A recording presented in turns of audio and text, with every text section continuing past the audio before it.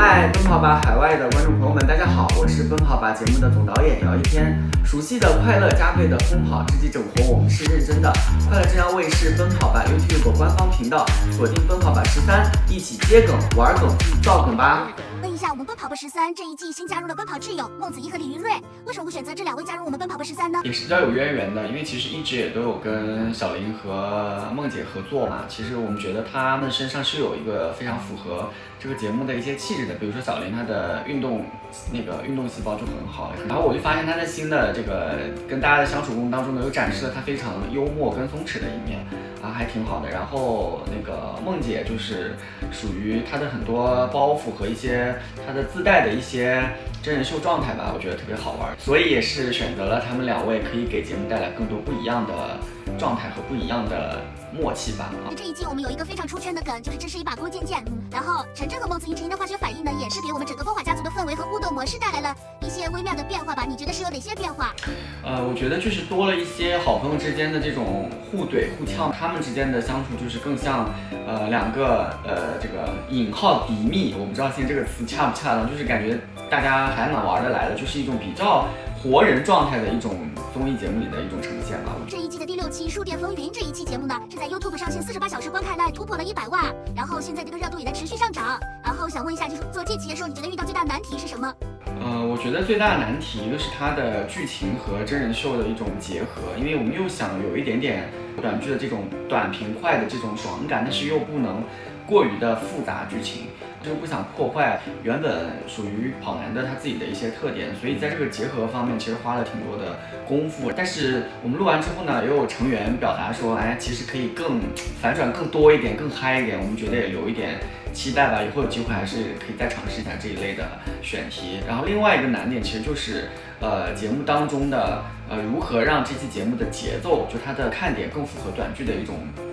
气氛吧，所以在这个方面其实也动了挺多脑筋。那刚刚提到那位成员让你提高难度的是哪一位啊？当然是范 PD 啊。觉得还不够啊，我们虚心接受意见，再接再厉。那说到范 PD，我们也看到了这一季好像感觉我们的跑男团们是越来越精了。你想问一下，PD 作为 PD，你觉得这一季的控场难度升级了吗？有，其实是真有。然后我不知道大家在看节目当中有没有发现，其实有时候我会无意当中被这个大家 Q 嘛啊，尤其是范 PD Q， 就是想让我跟他们一起去互动。但其实我这个人吧又比较，其实不是一个很合格的综艺人，所以有时候也会很紧张啊。然后另外就是关于控场，因为他们越来越这个融洽，大家也越来越能够收放自如，所以有的时候未必说完全能够让他们按照我们设定好的一些规则啊什么的来。其实有的时候他们会自己玩疯，或者创造出很多意料之外的惊喜。所以有的时候我们有时候就觉得让他们去玩吧。有的时候偶尔的失控，其实是为了让节目有更多的不一样的内容，挺有他们特点的，还是给节目增添了很多光彩。其实这一季因为加入奔跑挚友，大家都说我们节目是高定的综艺嘛，其实也是一种创新的一个方向。想问还有 PD 如何在情怀和创新之间找平衡？首先情怀不是说为了有情怀而有情怀，我觉得是我们的创新是基于能够让大家看了这么多季节目的这个情况之下，还能够从这个节目当中发现一些大家没想到会这么玩的一种状态。其实这个对我们来说真的很难，因为我们的 MC 他们对于规则内容的敏感度是比我们高多的，所以我们想要完全的征服他们其实是挺难的。所以在这个基础上，其实更多的是在这个方面有所创新，让大家不要有这个厌倦或疲倦的感觉。那除此之外，我们另外一个就是在我们做每一期的内容和设定的时候，确实是希望通过这期节目或者每一期节目能够让大家从这个设定当中得到一些收获吧，所以这就是我们的利益。其实它有的时候往往就是自然而然的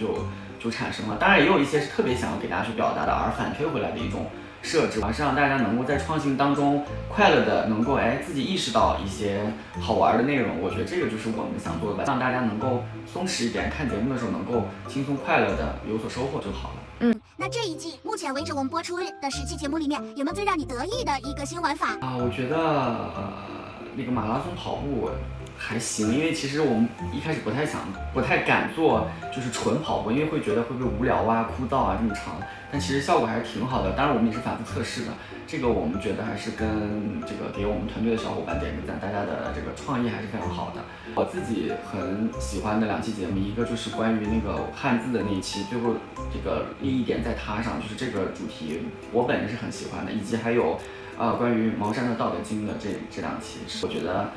在一个综艺节目当中能做这样的题材，它算是一种很大的创新，也是一种挑战吧，对我们来说，如何把这样的内容植入到综艺节目当中，我觉得这个我自己挺满意的。其实《道德经》那个不知道大家有没有看过，其实是压中了我们一个中考的一个题，然后他那一期呢也是被大家认为是就是说是一个新的文化高度一个综艺输出吧。当时怎么会想到这2个主题呢？首先是这个城市的选择，它刚好有这样的文化属性在，所以我们觉得有必要让大家去了解一下这些地方它的特色的文化。另外就是挺多小朋友看我们节目的然后我们也确实是希望大家在看节目的同时能够有所收获。我觉得这也是一个负责任的节目的一种态度吧。当你遇到这些好的选题的时候，或者是可以去表达这样内容的时候，我们还是愿意去尝试，想让大家了解一些不一样的文化内容。且一般你像在综艺节目当中也很少看到这样的选题，所以就是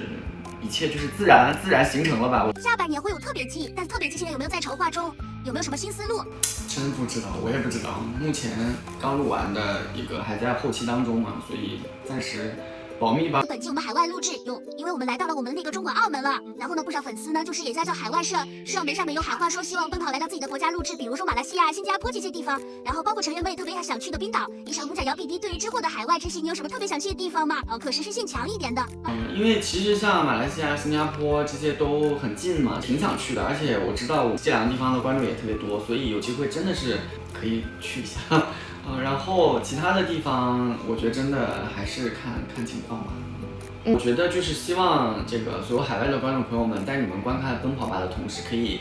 充分的感受到节目想传递给大家的快乐和轻松。就像我们今年的主题是轻装上阵，其实它真的是希望大家能够在通过这样的一个节目想传递的一个态度，能够不要跟自己内耗能够开心快乐的去生活，因为没什么大不了的。有的时候心态松弛了，其实一切事情就迎刃而解了。就希望所有海外的观众朋友们能够在观看节目的时候能够开开心心的，然后和自己和解吧，不要内耗。而且也特别希望大家能够看到节目当中有我们很多，比如说关于我们祖国的大好河山一些很好的地方、好的文化。也希望所有海外的观众朋友们能够多多的了解，有机会可以来这个回到自己的家乡玩，也可以邀请更多的海外的观众们来中国玩。姚 PD 每到一个地方，我们录制的时候也是尝过了当地的美食。然后今年的话，印象最深刻的美食，我们印象就不说了，就是台州的美食，虽然是这个在浙江省，但是我们每次去台州就一定要吃。今天终于有机会以这个相对美食一点的来做一期节目。然后还有就是我们在澳门的，我们也是比较创新的，真的是 freestyle 的有一趴，完全让他们去吃还是比较纯粹的一个美食环节，这个也给大家多多期待一下。欢迎大家每周5晚上继续关注我们的奔跑吧。